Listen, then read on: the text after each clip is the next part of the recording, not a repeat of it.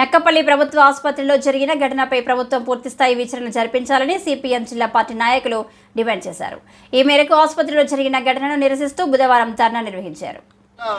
నక్కపల్లిలో ఉన్నటువంటి ప్రభుత్వ 50 పడకల ఆసుపత్రిలో గత రాత్రి అప్పటికే వివిధ రోగాల బారిన పడి జాయిన్ అయి ఉన్నటువంటి రోగులకి సుమారుగా రాత్రి 9 గంటల సమయంలో ఇంజెక్షన్ ఇవ్వడం జరిగింది, వైద్యం చేయడం జరిగింది.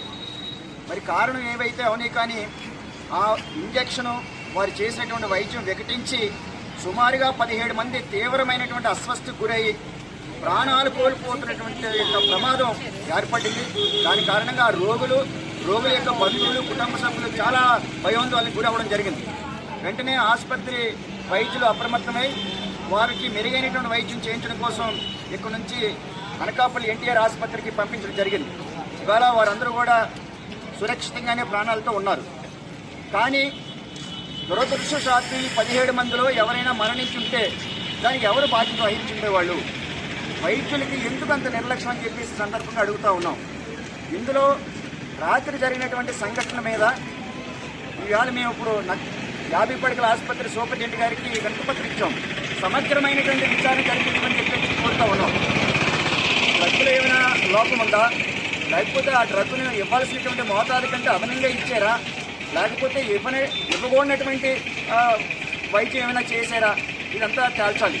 ఎందుకంటే ఇటువంటి సంఘటనలు భవిష్యత్తులో జరగకుండా ఉండాలంటే రాత్రి జరిగినటువంటి సంఘటన పైన డిపార్ట్మెంట్ల వారీగా కట్టుదిట్టమైనటువంటి విచారణ జరిపించి దీనికి బాధ్యులు ఎవరిలో తేల్చాలి. ఎందుకంటే ప్రభుత్వమే నాణ్యత లేనటువంటి మరి ఇంజక్షన్లు కానీ సరఫరా చేస్తుందేమో, లేకపోతే ఆ ఇంజక్షన్ సరఫరా చేసేటటువంటి కాంట్రాక్టర్లు లేకపోతే కంపెనీ వాళ్ళే నాణ్యత లేకుండా ఈ రకంగా ఇంజక్షన్ సరఫరా చేస్తున్నారేమో తేలాలి. ఎంపీ టికెట్ల విషయంలో తనకు అన్యాయం జరిగిందని కాంగ్రెస్ పార్టీ సీనియర్ లీడర్ వి హనుమంతరావు వాపోయారు. సికింద్రాబాద్ ఎంపీ టికెట్ ఇస్తే తను గెలిచేవాడినని చెప్పుకొచ్చారు. ఇప్పటికైనా రాజ్యసభ సీటు ఇవ్వాలని కోరారు. నడిపించేవాడు talent is not anybody's property, God has given to everybody. We should give opportunity అంటున్నా నేను. ఆ ఆపర్చునిటీ కల్పించమని రాష్ట్ర ముఖ్యమంత్రి రేవంత్ రెడ్డి గారిని కోరుతున్నా. ఏం లేదు, ప్రతి జిల్లాలలో స్థలాలు ఉన్నాయి. ఆ స్థలాలలో 12 ఎకరాలు పెడితే అందులోనే ఆడుతుంటారు. ఎవరు కూడా డ్రగ్స్ తరకువరు. కేవలం డ్రగ్స్ను అరకొట్టడం కాదు, డ్రగ్స్ దగ్గరికి పోకుండా ఆట పోటీలలో పిల్లలను పెట్టాలని చేయాలి. సానియా మిర్జా కూడా వచ్చింది కదా, వీళ్ళందరూ కూడా ఆడి పైకి వస్తున్నారు. గెలిచినాక మనం అందరికీ ఇంట్లో స్థలాలు ఇస్తాం, ప్రభుత్వంలో మంచి పదవి గవర్నమెంట్లో కూడా పోయిస్తాం, అది డిఎస్పీఆ ఈ పెద్ద పోస్టులు కూడా ఇస్తున్నాం. కనుక దానికి మొదటి స్థాయి ఇక్కడి నుంచి మొదలు పెట్టమని నేను కోరుతున్నా. బీయింగ్ ఏ ఫార్మర్ స్పోర్ట్స్ మినిస్టర్గా రాజీవ్ గాంధీ గారు కూడా ఏషియన్ గేమ్స్ తప్పించిన తర్వాతనే మన భారతదేశంలో 140 కోట్ల మంది ఉన్నారు. కానీ ఒక మిడిల్ రావాలంటే ఎంతో కష్టపడవలసి వస్తుంది. చిన్న దేశాలలో గోల్డ్ మెడల్స్ వస్తున్నాయి, కానీ మన భారతదేశంలో ఇంత సంఖ్యలు ఉంది. తెలంగాణలో మంచి పేరు తెచ్చుకోవాలంటే రాష్ట్ర ముఖ్యమంత్రి స్పోర్ట్స్ను బాగా ఎంకరేజ్ చేస్తున్నాడు. దానివల్ల నీకు ప్రతిభ పెరుగుతుంది, పిల్లల భవిష్యత్తు కూడా బాగుంటుంది. ఇది కూడా స్పోర్ట్స్కు కూడా ఒక ఎంప్లాయ్మెంటే. మంచిగా ఆడితే మంచి ఉద్యోగాలు వస్తాయి వాళ్ళకు. ఏదిగా BE MBA చదువుతారో అదేవిధంగా ఆట పోటీలలో వారికి కూడా ఫ్యూచర్ ఉంది. కాబట్టి ముఖ్యమంత్రిని కోరుతున్నా, మరొకసారి ముఖ్యమంత్రి గారి చొరవ తీసుకొని అతనికి ఇంట్లో స్థలం ఇచ్చిండ్రు. మరి మంచి డిపార్ట్మెంట్లో మంచి పోస్టు, జీతం వస్తుంది. మళ్ళీ ఆయన ఫ్యూచర్లో కొత్త పిల్లలను కూడా తయారు చేస్తాడు. వీడు స్టేడియాలు కడితే ప్రతి దగ్గర పోయి ఫాస్ట్ బౌలింగ్ ఎట్లా చేయాలో చెప్తాడు. అదేవిధంగా మంచి కోచెస్ని పెట్టండి, ఫిజికల్ డైరెక్టర్లను పెంచండి. ఎందుకంటే వాళ్ళే రోజు వచ్చి నేర్పిస్తే పిల్లల భవిష్యత్తు బాగుంటుంది. మరొకసారి మొహమ్మద్ సిరాజ్ మా రాజీవ్ గాంధీ 2020లో క్రికెట్ టోర్నమెంట్లో ఆడి నేను ఆయనకు సన్మానం చేసిన. ఇవాళ గెలిచి వచ్చిన తర్వాత మా ముఖ్యమంత్రి వారికి సన్మానం చేస్తున్నారు. ఇది ఇక ఫ్యూచర్లో జరగాలంటే స్పోర్ట్స్ ల్యాండ్ 10 నుంచి 12 ఎకరాలు పెంచాలి. అదేవిధంగా వచ్చే బడ్జెట్లో ఎక్కువ అన్ని డిపార్ట్మెంట్లకు డబ్బులు ఉంటాయి, కానీ స్పోర్ట్స్ అనగానే తగ్గిస్తారు. ఎందుకు? దానివల్ల పిల్లల భవిష్యత్తు బాగుంటుంది కాబట్టి బడ్జెట్లో కూడా పెంచమని కోరుతున్నా. మరొకసారి మొహమ్మద్ సిరాజ్ గెలవడం, తెలంగాణకు పేరు రావడం, అతనికి నేను ధన్యవాదాలు. ఎందుకంటే మొట్టమొదటి నేనే ఆయనకు సన్మానం చేసిన, బాగా ఆడిండని రాజీవ్ గాంధీ ఇంటర్20లో. అదేవిధంగా ఫ్యూచర్లో కూడా ఇంకా మొహమ్మద్ సిరాజ్ లాంటి వాళ్ళు ఇంకా 10 మంది తయారు కావాలి. అదేవిధంగా ముందుకు ఈ డ్రగ్స్ని ఎరాడికేట్ చేయాలంటే స్పోర్ట్స్ని కూడా ఎంకరేజ్ చేయాలి, ఆపడం కాదు. పిల్లల దృష్టి ఆటలు పడాలంటే స్పోర్ట్స్ గ్రౌండ్ పెడితే ప్రతి జిల్లా. ఉచిత ఇసుకపై నీలి మీడియా విష ప్రచారం ప్రజలను మభ్యపెట్టడానికే అని ఎమ్మెల్యే కాల్వ శ్రీనివాసులు అన్నారు. ఈ మేరకు మీడియాతో మాట్లాడారు. ఆంధ్రప్రదేశ్లోని ఎన్డీఏ ప్రభుత్వం ఉచిత ఇసుక పథకాన్ని అమల్లోకి తీసుకురావడంతో పేదలు, సామాన్య ప్రజలు పండుగ చేసుకుంటున్నారు. డబ్బులు వసూలు చేస్తూ ఉండమనే దుష్ప్రచారాన్ని సామాజిక మాధ్యమాల్లోనూ నీలి మీడియా ద్వారాను వైసీపీ ప్రజల్లోకి తీసుకుపోయే ప్రయత్నం చేస్తూ ఉంది. నేను ఒకటే అడుగుతా ఉన్నా, మీరు చేయలేని పనిని చంద్రబాబు నాయుడు గారు చేశారు. మీరు నేరుగా సహజ వనరులైన ఇసుకను విచ్చలవిడిగా దోపిడీ చేయడంతో పాటు ప్రభుత్వానికి టన్నుకు 375 రూపాయలు వసూలు చేశారు ఆ రోజు. మరి 475 రూపాయల టన్ను ఇసుక అధికారికంగా పెట్టి దాంట్లో 375 రూపాయలు ప్రభుత్వానికి వచ్చే విధంగా మీరు ఆ రోజు ధరలు నిర్ణయించి అనధికారికంగా అంతకు 2 ధరలతో మీరు విక్రయించిన మాట వాస్తవమా కాదా సమాధానం చెప్పమని నేను వైసీపీ నాయకులను అడుగుతూ ఉన్నా. అట్లాగే మీరు ఈరోజు రండి, ఎక్కడికైనా మీరు ఒక ట్రాక్టర్ తీసుకొని వచ్చి ఉచితంగా లోడ్ చేసుకొని పోండి, ఎవరు మిమ్మల్ని అభ్యంతర పెట్టరు. లేదా ఎడ్ల బండుల్లో ఎవరికి అవసరమున్నా వాళ్ళు తీసిపోమ్మని ప్రభుత్వమే స్వయంగా ముఖ్యమంత్రి చంద్రబాబు నాయుడు గారే ప్రకటించారు. ఇంతకంటే స్పష్టత ఏం కావాలని నేను అడుగుతా ఉన్నా. ప్రభుత్వం చాలా స్పష్టమైన విధానంతో అక్కడ కేవలం లోడింగు, రవాణా ఛార్జీలను మాత్రమే వసూలు చేస్తూ ప్రజలకు ఉచితంగా ఇసుకను అందజేస్తూ ఉంటే వైసీపీ నాయకులకు ఎందుకు కడుపు మంట అని నేను అడుగుతా ఉన్నా. ఒక మంచి విధానం వచ్చినప్పుడు, లక్షల మంది ప్రజలకు మేలు జరుగుతూ ఉన్నప్పుడు మీరెందుకు కడుపు మంటతో రగిలిపోతూ ఉన్నారు?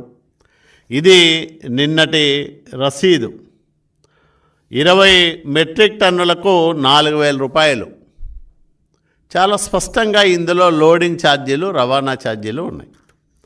దీని మీద ఎందుకు విషం కక్కుతా ఉంది వైసీపీ? జగన్మోహన్ రెడ్డిని ట్రాక్టర్ వేసుకొని రమ్మనండి, లేదా ఎవరు మొన్ననే కొడాలి నాని పోయినాడు కదా, మరి ఎందుకు విమర్శ చేయలే? అంటే అక్కడ లభిస్తున్న ఉచిత ఇసుక లక్షల మందికి ఉపాధి కల్పిస్తూ ఉంటే నిర్మాణ రంగానికి కొత్త ఊపిరి పోసి ఈరోజు అందరూ దాదాపు 125 విభాగాల వాళ్ళు బతికేదానికి అవకాశం చంద్రబాబు నాయుడు గారు కల్పిస్తే మీరు ఇంత విషప్రచారం సాగిస్తారా? టీడీపీ కార్యకర్తల వల్లే తనకు పార్టీ రాష్ట్ర అధ్యక్ష పదవి లభించింది అని గాజువాక ఎమ్మెల్యే పల్లా శ్రీనివాసరావు అన్నారు. విశాఖ నగర టీడీపీ కార్యాలయంలో పార్టీ తరపున ఎన్నికైన ఎమ్మెల్యేలు పల్లా శ్రీనివాసరావుని వెలగపూడి, గణబాబు నాయకులు సత్కరించారు. ఈ నెల 11న చంద్రబాబు అనకాపల్లి పర్యటన ఏర్పాట్లపై అధికారులతో కసి తీర్చుకున్నట్టుగా ఓటేసి ఈరోజు ఈ రాష్ట్రంలో ఉండేటువంటి ఈ అరాచక పాలనని పంపించేశారు. అయితే దీంతో పని అయిపోలేదు. ఇప్పుడే మా రామకృష్ణ బాబు, మేసాల బాబు, ఈరోజు మేసాలు లేకుండా మనం గుర్తుపట్టలేకపోతున్నాం. అదే అన్నారు, ఇంకో నెల రోజుల్లో మరలా ఆ మేసాలకి పూర్తిగా వంట పట్టించి మళ్ళీ వస్తాయి. ఈ విశాఖ నగరంలో ఏదైతే గతంలో ఉండేటువంటి అరాచకాలన్నీ పోయి ప్రశాంతత నెలకొల్పడానికి ఒక గురుతరమైనటువంటి బాధ్యత. మనకి నగరానికి అధ్యక్షుడు, మేము ముద్దుగా పల్లాజీ అనుకునే వ్యక్తి ఈరోజు రాష్ట్ర స్థాయిలో ఒక అధ్యక్షుని హోదాలో ఉన్నారు. 5 ఏళ్ళలో ఇంత చేయగలుగుతారా అని చూపించాలనే మనసులో ఉంది. కానీ మేమైతే ఒంటరిగా చేయలేం. మేము వేదిక మీద ఉన్న 10 మంది కూడా చేయలేరు. మీ అందరికి కూడా ఆ బాధ్యత ఉంది. సో ఒకటి, మీరు బాగుండాలి. మీరు బాగుంటేనే మీరు పనిచేయగలుగుతారు. దాని మీద ఆలోచన పెడతాం. దాని తర్వాత మీరు ఎట్లా సేవ చేయగలుగుతారు, ఎట్లా మీ ప్రాంతం, మీ బూత్, మీ వార్డు, మీ మండలం ఎట్లా అభివృద్ధి చేయగలుగుతారని మీరు కూడా ఆలోచించండి. గతంలో ఇది కార్పొరేటర్లకి లేకపోతే సర్పంచ్లకి, ఎంపీటీసీలకి, ఎంపీపీలకి ఫండ్స్ లేకుండా అంతా వాళ్ళు పీల్చేశారు. అది కూడా తిరిగి తీసుకొచ్చి డీసెంట్రలైజ్డ్ డెవలప్మెంట్ అంటే ప్రతి ఒక్కరిని బలపరచడం. ఖచ్చితంగా మనం 10 సంవత్సరాల పాటు ఇక్కడ అధికారంలో ఉండాల్సినటువంటి అవసరం ఉంది. అయితే గత పరిస్థితులు కానీ మనం చూస్తే పార్టీ అధికారం కోసం ప్రతి కార్యకర్త కూడా కష్టపడి పార్టీని అధికారంకు తీసుకొచ్చి అధికారం నడుస్తున్నప్పుడు మళ్ళీ అధికారంలో ఉన్నప్పుడు కాస్త కార్యకర్త టెక్కలి మండలంలో బుధవారం టీడీపీ కార్యాలయం ప్రారంభోత్సవం నిర్వహించారు. టెక్కలి మండలం టీడీపీ అధ్యక్షుడు శేషగిరి పార్టీ కార్యాలయాన్ని ప్రారంభించారు. ఈ సమావేశంలో రాష్ట్ర మంత్రి అచ్చెన్నాయుడు, ప్రజలు, కార్యకర్తలు, పార్టీ నాయకులు పాల్గొన్నారు. ఓరగాం గ్రామ పంచాయతీ ప్రజానీకానికి, తెలుగుదేశం పార్టీ కుటుంబ సభ్యులందరికీ పేరు పేరున హృదయపూర్వకమైనటువంటి నమస్కారాలు తెలియజేస్తున్నాను. 5 సంవత్సరాలు చాలా కష్టాలు పడ్డాం. ఈ కష్టాలన్నింటినీ కూడా మీరు ఎదుర్కొని, నాకు తెలిసి రాజకీయ జీవితంలో ఎప్పుడు కూడా ఇన్ని ఇబ్బందులు మనం పడలేదు. ఎన్ని ఇబ్బందులు పడినా, ఆస్తులు పోయినా, జైలుకి వెళ్ళినా, కేసులు పెట్టినా, పోలీసులు లాఠీ దెబ్బలు తిన్నా, 5 సంవత్సరాలు నిలబడి పట్టుదలతో మీరు పనిచేసి మొన్న జరిగినటువంటి ఎన్నికల్లో బ్రహ్మాండమైనటువంటి విజయాన్ని ఇచ్చారు. మీ అందరికీ మరొకసారి శిరస్సు వంచి నమస్కరిస్తున్నాను. ఇప్పుడు మనందరి పైన గురుతరమైనటువంటి బాధ్యత ఉంది. అందులో బోరగాం గ్రామ పంచాయతీ అంటే అనేక గ్రామాలతో కూడుకున్నటువంటి పంచాయతీ. మన మీద చాలా హోప్ పెట్టుకున్నటువంటి పంచాయతీ. నా గురించి మీకు తెలుసు. అచ్చెన్నాయుడు గారు ఒక మాట చెప్పారంటే అది కంపల్సరీగా జరిగి తీరుతుంది. అది మీకు ఆ నమ్మకం ఉంటుంది.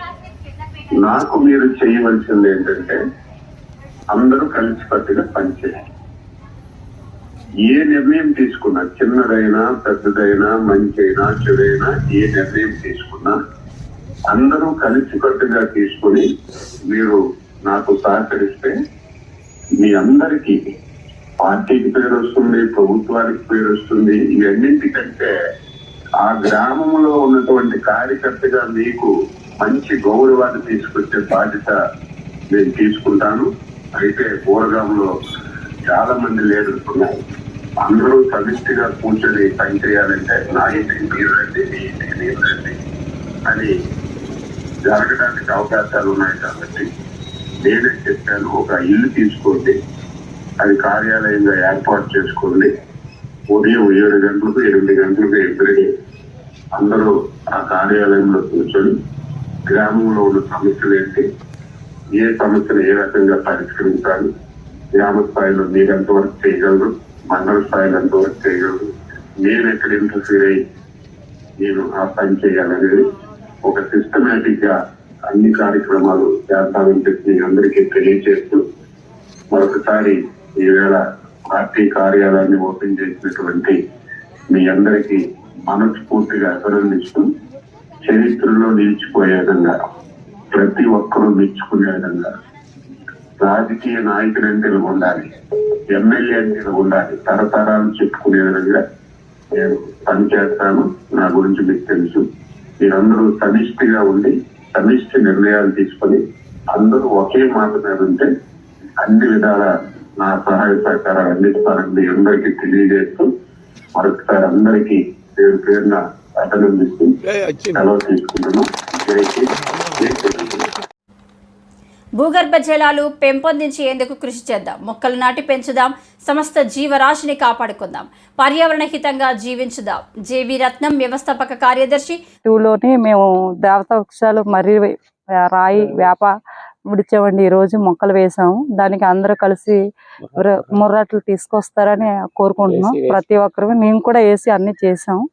ప్రతి ఒక్కరు కూడా దాన్ని చూసి ఆనందిస్తారని మేము కూడా కోరుకుంటున్నాం. ముఖ్యంగా పర్యావరణాన్ని పరిరక్షించడం కోసం, భూ ఉష్ణోగ్రత వాతావరణం మనం చల్లబరచడం కోసం, మొట్టమొదట ప్రకృతి మొత్తం ప్లాంటేషన్ కోసం ఎకో గ్రీన్ క్లైమేట్ వాళ్ళు మాకు ఇచ్చిన ఈ టోటల్గా ఒక 20 వరకు మాకు ప్లాంటేషన్, ఎవెన్యూ ప్లాంటేషన్, రావి, మర్రి, తర్వాత కదంబ ఇచ్చారు. అవి సింహపూర్ లేఅవుట్ వాకర్ అసోసియేషన్ పక్కనే. ఈరోజు మనం తాటితే ఒక 10 సంవత్సరాల తర్వాత మంచి ఎవెన్యూ ప్లాంటేషన్ అయ్యి ఈ భూతాపాన్ని తగ్గించి మనందరూ ముఖ్యంగా పర్యావరణాన్ని కాపాడడం కోసం వాళ్ళు ఇచ్చారు. దానికి వాళ్ళ సహకారంతో మేము దీన్ని చేసి దీన్ని మెయింటైన్ చేసి సంరక్షించి మొక్కలు పెద్దవేలా మేము చూస్తాము. Thanks for the. ఈరోజు సేంపూర్ కాలనీ ఫేజ్ 2లో ఏమొచ్చి ఈ వృక్ష సంపద మహాసంపద అన్నట్టు దేశ రక్షణకే వివిధ రకాలైనటువంటి ట్రిబ్యునల్స్ కానీ, కోర్టు తీర్పులు కానీ, నిత్యం కూడా నేషనల్ గ్రీన్ ట్రిబ్యునల్ కూడా ఇండియాకి పెరుగుతున్నటువంటి వాయు కాలుష్యం అవనండి, ఇంకోటి అవనండి, ఈ విధంగా కాలుష్యంతో చాలా కాలుష్య కోరల్లో చిక్కుకున్నటువంటి ఈ రోజుల్లో ప్రజానీకాన్ని అందరికీ కూడా ఒక పర్యావరణాన్ని, ఎన్విరాన్మెంట్ని అంతా కూడా దేశ సంపదలో ఒక భాగంగానే మేము ఏంటంటే మా వాకర్స్ క్లబ్కి సేంపూర్ కాలనీ ఫేజ్ 2లో మేము దగ్గర 30 మంది వాకర్స్ క్లబ్ ఉంటుంటామండి. ఇందులో దైవ వృక్షాలు అంటే నిత్యం ఆయుధంతో కూడుకున్న ఆయుధాలకు ఉపయోగపడే అవనివ్వండి, లేదంటే దైవ సమానులతో సంబంధించే వృక్ష సంపదలు నేటికి కూడా పల్లెల్లో కానీ పట్టణాల్లో కానీ వృక్షాలనే పూజిస్తుంటారండి. ఎందుకంటే అది పూర్వం నుంచి వచ్చినటువంటి నానుడి అన్నమాట. అంటే దైవ వృక్షంతో కొలుస్తుంటారు కొన్ని మొక్కల్ని. ఆ విధంగా ఏంటంటే ఇక్కడ మీ అందరం కూడా ఈ కాలుష్య కోరల నుండి చిక్కుకున్నటువంటి దీన్ని మేము తగ్గించడానికి, ఈ చుట్టుపక్కల ఉన్నటువంటి ప్రజానీకానికి ఉపయోగపడడానికి, గ్రీన్ కారిడార్ని పెంపొందించడానికి నేటి విశాఖపట్నంలో జీవీఎంసీలో మహానగరం అనేటువంటి విశాఖపట్నంలో జీవీఎంసీ పరిధిలో ఈ క్లైమేట్ వాతావరణ పరిస్థితుల్ని క్లీన్ అండ్ గ్రీన్ అనే పదంతో గ్రీన్ తాలూకా మన నేషనల్ ట్రిబ్యునల్ని ఇచ్చినటువంటి ఆదేశాలని, తీర్పుల్ని, రకరకాల తీర్పుల్ని కూడా రోజు రోజుకు చూస్తున్నామండి. వివిధ రాష్ట్రాలకు కానీ వివిధ నగరాలకు కానీ ఇస్తున్నటువంటి ఈ తీర్పుల్ని. అదేవిధంగా విశాఖ నగరంలో ప్రతి నిత్యం వేల కొద్ది అలా కంపెనీలు వస్తూనే ఉన్నాయి. ఆ కంపెనీ కాలుష్యం కోరల్లో వాతావరణానికి తోడ్పాటుని అందించే దిశగా మేము ప్రయాణిస్తున్నాం అని చెప్పి కోరుకుంటూ సెలవు తీసుకుంటున్నామండి.